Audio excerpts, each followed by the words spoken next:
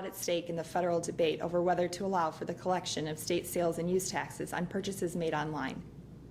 A major portion of the money to pay for the new transportation package adopted into law by the General Assembly hangs in the balance. How much money? Let's start with the big picture.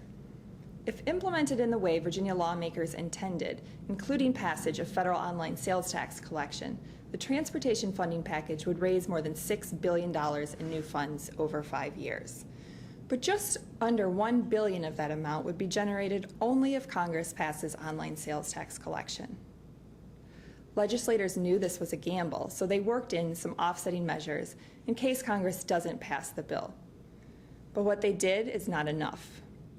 The wholesale tax on gas will go up to 5.1% in 2015, for example, but that won't cover the gap. And transportation funding would take another hit, too.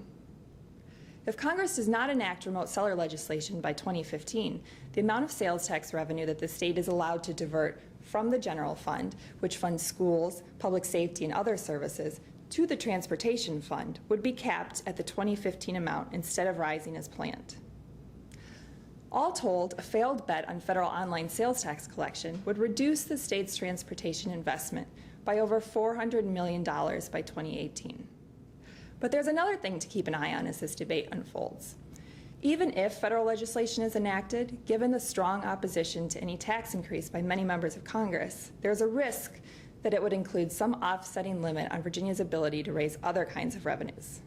For example, the legislation could be amended to include a change in other aspects of state taxes that would lead to revenue losses in Virginia. While lawmakers passed a transportation funding package, whether we'll get enough revenue to get down the road remains a roll of the dice. I'm Sarah Okas from the Commonwealth Institute.